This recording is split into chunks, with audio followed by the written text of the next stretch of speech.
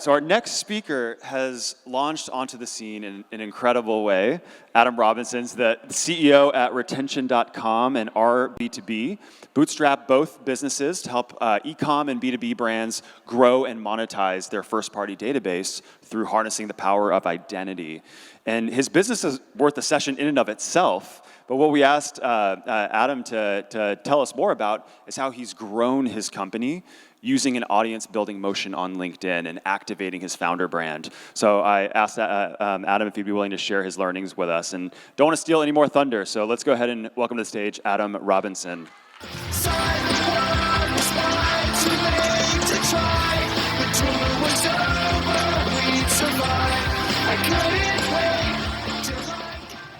How many people post on LinkedIn regularly? How many people, CEOs, post on LinkedIn regularly? How many people have a very significant pipeline operation going through LinkedIn? All right, that's pretty good. So I'm going to share with you what I have surmised from doing this for 18 months, and it's been kind of like a wild journey, and since it's only been 18 months, I think I still have this benefit of being sort of like a beginner mind at it. And I'm going to start off with how I see things. This is Chase Diamond, and he's a friend of mine, and he says this about himself. I think there's two competing models for approaching LinkedIn. One is being well-known and using LinkedIn as sort of an awareness platform, and then driving your audience somewhere else to like a newsletter or a podcast to build trust with them.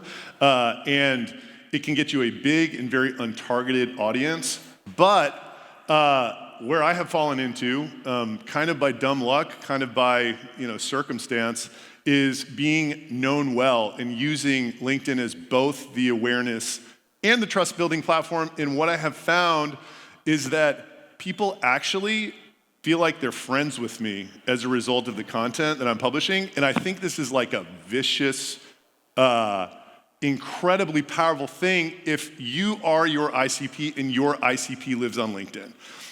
I wouldn't say it takes a ton of effort. I wouldn't say that it's worth it if all of that is not aligned. But it happens to be aligned for me now. And I'm just going to share the entire journey of like where I started, who I was working with, what I was doing, and how I've arrived at this place. And then how you can sort of nudge your CEO on the way and see if they get the content bug and want to pursue it, because that's critically important to actually creating a quality product. So this is a map of my follower growth over time. And as you'll notice, there's a few interesting things. One, it started 18 months ago. Two, it was on a given trajectory. Then there was this unlock, an aha moment, and it's step function up and growing at a totally different pace right now. And I have 75,000 followers. I get a ton of engagement. And the interesting thing is this guy named Peter Conforti did an analysis on my audience. 75% of it is actually in our ICP. 85% are unique engagements post to post, which I found really interesting. 15% over 1,000 person companies, 27% CEOs, super valuable audience. So this is my argument for being known well. Like the well-known audience guys who are using engagement circles and all of that, like they definitely don't have this quality in their audience. So let's go to my journey. Anybody heard of this company, Jasper? So I was sharing an office with these guys for 2 years before they started this company, and we were just some schmucks stuck at 3 million ARR. I had started my second startup, which was a 3 million ARR startup, and Dave Rogenmoser, the CEO, and I, we had come up with this plan that we were gonna have a portfolio of 3 million ARR startups, and my company was ahead of the game at $268,000 per month MRR. On December 29th of 2020, Dave wrote me, first paying customer, had the idea 7 days ago, hopefully this is my get emails, which is now what retention.com is called. So that was literally about Jasper. And it's such an inspiring story for all you future founders out there. As a founder myself, it's like, you have no idea how big these things can be when you start them. Dave was shooting for $250,000 a month. They went from 0 to 50 million in 12 months, faster than any company ever. And at the time, I had 12 million ARR and 6 employees. I was kind of running this insanely lean startup. And I was like, well, I can make a unicorn too. So how do you do it? You read this book by It articulates the argument for creating a founder brand very well. Long story short, most companies are started for...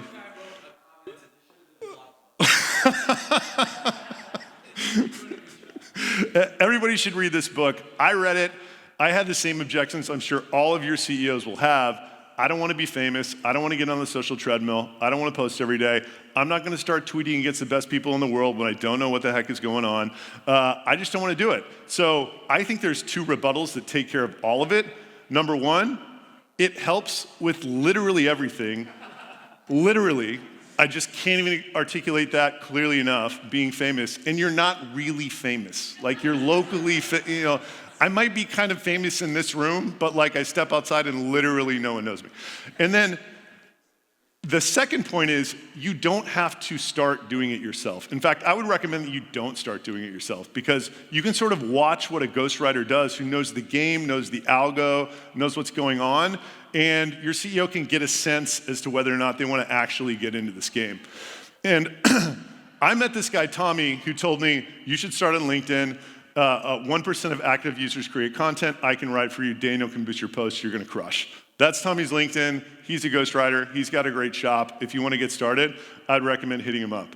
So my journey begins in September of 2020, and I spent 90 minutes on my first post trying to write my own, and it was about this weird thing that happened at a fireside chat, kind of like this. I said what I did, and then like this room harassed me for 45 minutes, and nobody else got to talk. So I'm like, this is a great LinkedIn post. I spent 90 minutes doing it, and literally like 20 likes, 5 comments. Tommy puts this, I don't even know what this is. It's like a screenshot with a hashtag, something I don't know who this is, and it got 2,100 likes. It's like, okay, lesson one, like, to a large extent, the algorithm is your customer. I'm going to stand back, see what this guy can do, and observe. But I think you can have somebody else do this for you in the beginning, and I got this feeling, and I hear this feeling a lot from people. I don't know exactly what this is doing for me, but it's doing something. And I think what that statement means is you start getting inbound that you wouldn't have gotten just by being alive on the platform. And it doesn't really take a lot to get to that phase. So this is where I would stop and say, if you're not in this perfect position that I am, where you are your ICP and your ICP lives on LinkedIn, it's probably still worth doing something like this just to like get that kind of inbound, have people out there kind of learning about the values and vision of your company, like all that nonsense. So somebody else can do it up to this point. Now, I had this conviction from watching Jasper and what they did that there would be this like sea of B- crap content that would start being everywhere. So I was like, how can I do something that Jasper can't do? That was basically my view. Knowing nothing about social, I'm like, Jasper's gonna be everywhere. How do I be maximally authentic? So I just started trying stuff, and I wanted to use video because I was like, well, Jasper can't do video. I mean, now it kind of can. I started doing work in public stuff. I kind of had a remarkable situation in my business where it was like a lot of revenue, a little people, a lot of profit. I was willing to share financials. I was really willing to like show vulnerability in a way that I think a lot of people are not on LinkedIn, but it still really wasn't working. And I even made a docuseries. I declared that I was going to create a unicorn in a year and missed by over 50%. And I had some internal struggles with this first phase. Number one, I didn't really know why I was making what I was making. Like, I was getting more curious than just letting the ghostwriter do it. And it just bothered me. I'm like, I don't know why I'm writing this. Number two, I was trying to make content for Shopify store owners, and I wasn't a Shopify store owner. So I was conflicted about this. I'm like, why are they gonna read my stuff and not Nick Sharma's stuff? And then I also felt like every post wasn't the best version of itself that it could be. And I think that's, kind of what people find with agencies a lot. It's like they're doing their job, you're one of their customers. I was putting a lot of time and energy in it because I was trying to do this video motion also, and I was just like, this could be better.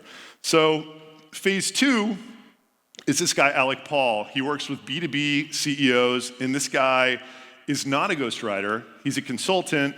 He helps you with idea generation, nail the hook, nail the close, nail the templates, and he's got a whole sales motion that comes out of this. So I had seen Sam Jacobs, who runs Pavilion. I thought his content just felt a lot better than mine. I didn't even have the vocabulary to like know that it was because it was real thought leadership and not just like soft stuff like I was making. So phase 2 content was me aimed at Shopify store owners, but at least the posts were perfect. And the engagement went up a lot.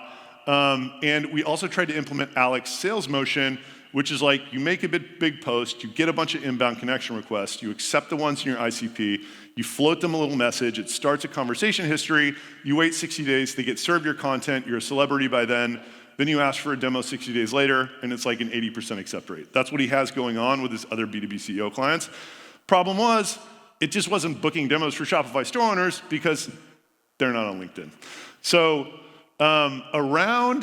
now we're at this point, we were contemplating creating a person-level website visitor identity product for B2B, which we now have. And Alec was like, oh man, like we can crush this if you're actually selling to these SaaS revenue leaders. So the question was, do we pivot all of the content to that, or do we go half and half or whatever? And I was like, I just want to go all in. Let's see if it works. And then I wrote this post about BDR because last year everybody was questioning this model, whether the predictable revenue thing was alive or not. It was like so much bigger than any post I'd ever had. And I was like, that's really interesting. And it was just this aha moment. And I remember it like it was yesterday. I was sitting in Santa Fe on vacation with my friends. We had an 8 o'clock dinner. I'm like, I got to go write 3 LinkedIn posts before dinner at 6:30. I sat down, wrote them, and I walked back in and I was like, okay, if these things crush, I know how this machine works. If they do not, I'm still lost. And it was like the biggest 3 posts ever that I've ever had. And I kind of like, I don't even know exactly what I learned or felt or whatever, but like it was like, oh, I get this whole thing now. And it was a combination of just feeling the type of emotional roller coaster I need to take people on and vulnerability I need to show. And then there was also this thing where like, I was now writing about my own tumultuous experience growing a SaaS and with sales and all that stuff. But it really just clicked. And the thing I want to highlight is that was 12 months after my first post. And the people that I talk to that know how to crush LinkedIn, when I say that it took me 12 months, usually the response that I get was, it took me around that time too. So you have to have this kind of like insane long game view about this and just really a lot of faith to pursue it as intensely as I did, quite frankly. So why is it working? I think for the most part, for me, it's because I'm willing to say stuff that other people are not willing to say. People always ask me like, how do you write about your business sucking, quite frankly. And I'm like, I don't know, I hate doing it, but like, I just feel like I can tell from the comments, it's what people want to hear. They're going through the same thing. It's a weird thing to write when you have employees and stuff, but it's just why I think it's working. And now we're here. I call this a Chris Walker playbook. I kind of copy his headshots. I think when you put your face out there, it's like doing even more for this creating a friend thing. This is actually driving real business. Some of you probably saw this close. It was just unbelievable. I kept using it. But like I just dropped this at the end of the post, and it would drive anything we wanted. It would drive waitlist signups. It would drive meetings with very high-value people. It was just amazing. And Kyle works with Alec. This is actually in our PLG motion for this product. So like if somebody signs up for our B2B, they're high value, they don't install a script in 4 days, Intercom will send him a message, and he'll reach out with my profile and be like, yo, can we help? Can you talk to Pete or whatever? And it's nudging people along this value journey, which is, and another interesting thing, people will get on, if I set a meeting with my profile, I don't have to be the one that attends it. And it like books at the same rate and they show up at the same rate, which is like fascinating. That like there's so much value in the scalability of this profile. So, but again, the only reason it works this well is because we're selling to people who live on LinkedIn, and like I'm one of those people, right? So I just want to keep reminding you of that. And this is hard and expensive. I'm being super ambitious on this video part. I don't even want to explain it, but I'm just trying to like, make another version of this docuseries that isn't episodic and it's like these very contained stories. But I really do think there's something there that's contextualized for LinkedIn that can sort of be beyond the Chris Walker playbook. But it's really expensive, and I spend a ton of time writing this stuff myself. Luckily for everybody here, especially for your CEO, you can always start with Tommy. You don't have to go that crazy, but you can if you want. So that's all I got. Thanks, everybody.